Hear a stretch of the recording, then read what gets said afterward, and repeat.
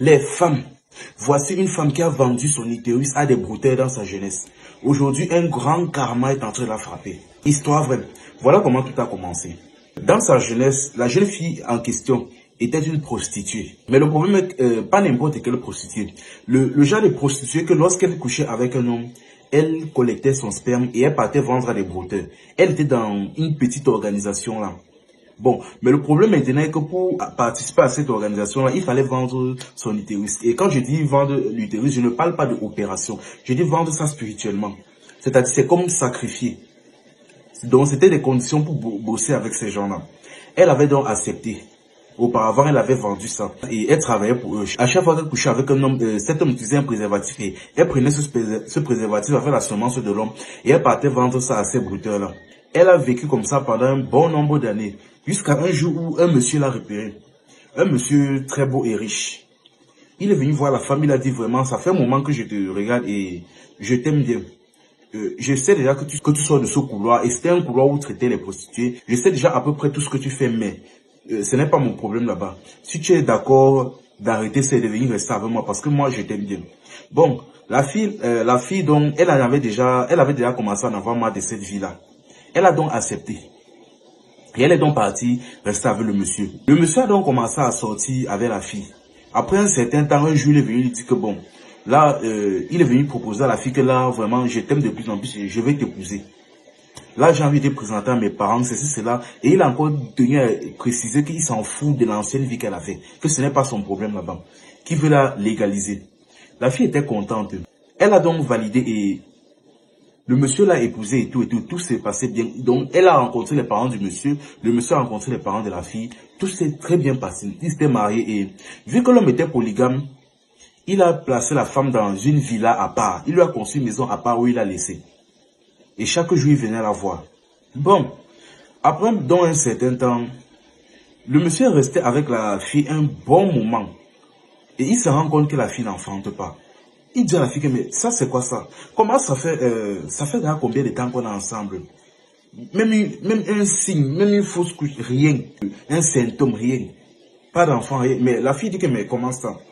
Mais tu as déjà beaucoup d'enfants et tu veux encore l'enfant pour faire quoi? Quand elle a même dit ça, le monsieur a dit non.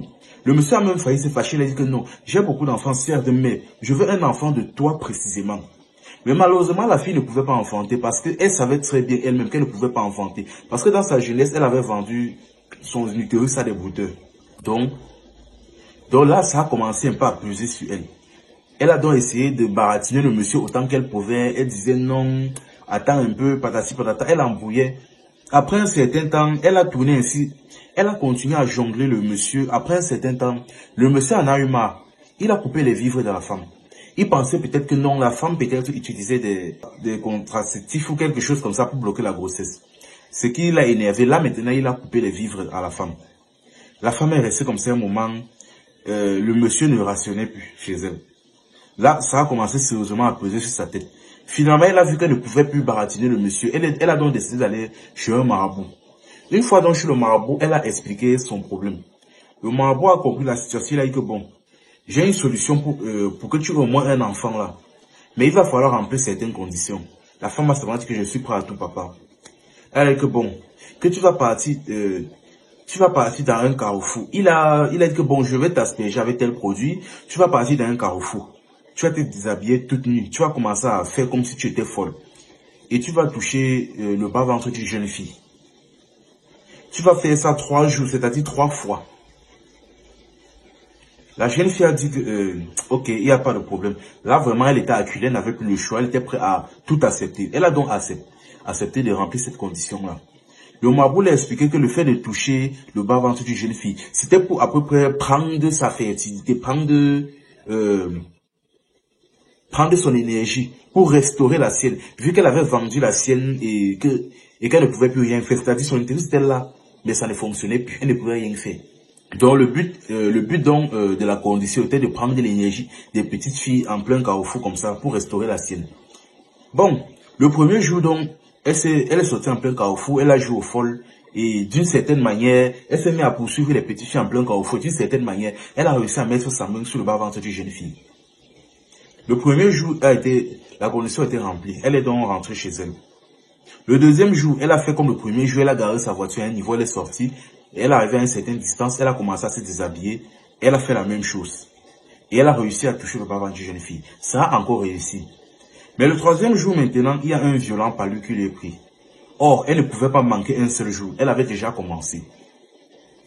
Mais un gros palu l'avait pris. Elle ne se sentait pas bien. Malheureusement, elle voulait penser à demander à ses domestiques de l'amener, mais elle ne pouvait pas expliquer à ses domestiques qu'elle va lui laisser dans un tel carrefour pour qu'elle fasse semblant d'être folle pour toucher les parties des filles en route. Ça ne pouvait pas marcher. Finalement, elle a fait l'effort, elle est montée dans sa voiture. Elle s'est rendue compte que là, vraiment, avec son état là, son palu là, elle ne pouvait pas. Elle est donc descendue, elle est marchée à pied, elle a pris un taxi.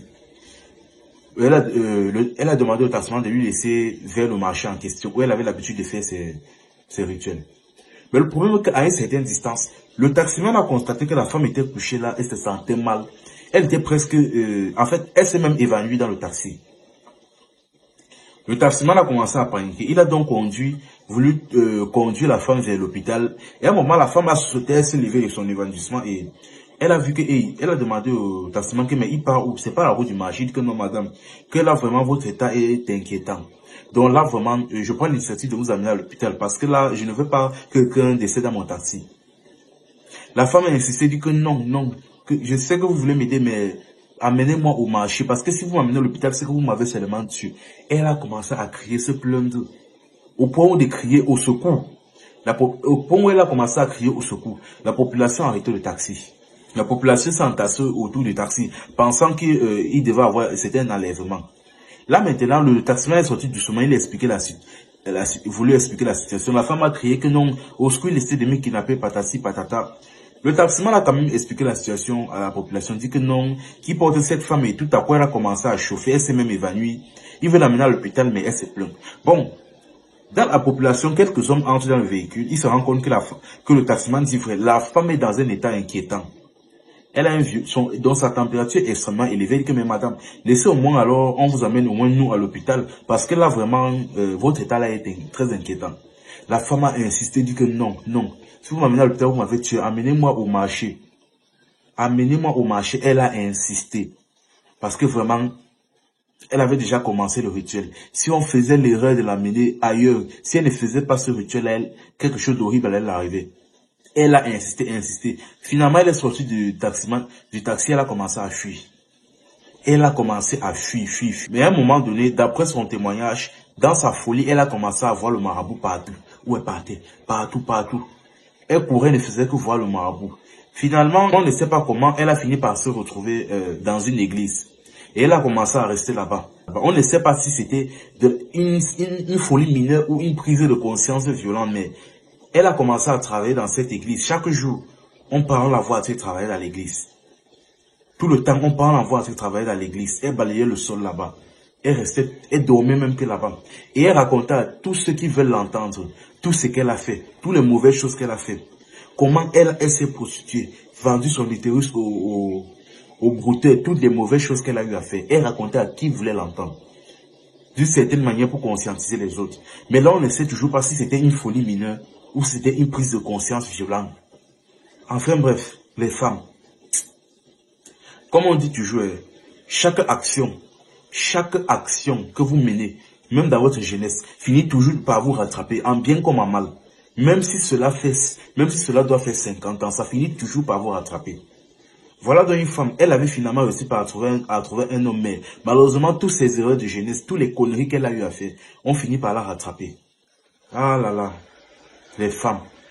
Enfin bref, c'était info et amusement. Pour toute personne souhaitant une publicité, un placement de produit ou une collaboration, écrivez-moi par le numéro qui se situe juste ici en haut.